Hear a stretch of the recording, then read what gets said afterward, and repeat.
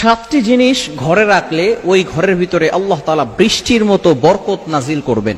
নবীজি সাল্লাল্লাহু আলাইহি ওয়াসাল্লাম নিজে আমাদেরকে জানিয়ে দিয়েছেন যে সাতটি খাবারের কথা, এগুলো যদি আপনি আপনার ঘরের ভিতরে রাখেন, আপনার খাবার তালিকায় যদি এগুলো রাখতে পারেন, আল্লাহ তাআলা সেই ঘরের ভিতরে বরকত নাজিল করে দিবেন যদি আপনি আপনার ঘরের ভিতরে এগুলো রাখতে পারেন।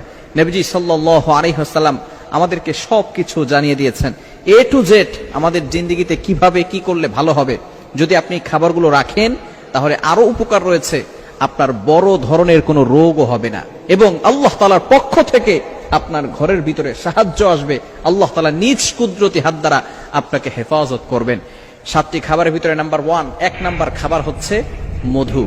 মধু আমরা অনেকেই খাই এবং মধুর ভিতরে কিন্তু অনেক শেফা রয়েছে। আল্লাহ তাআলা পবিত্র কোরআনুল কারীমের ভিতরে এই মধুর ব্যাপারে আয়াত নাজিল করে দিয়েছেন।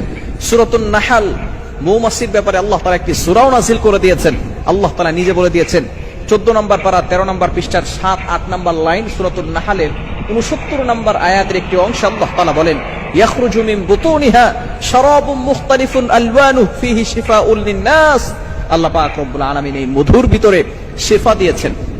শুধু তাই নয়, বুখারী শরীফের ভিতরে হাদিস এসেছে, নবীজি সাল্লাল্লাহু আলাইহি ওয়াসাল্লাম জানিয়ে দিয়েছেন, মান লাইকাল আসালা সালাসা গুদওয়াতিন ফি কুল্লি শাহরিন।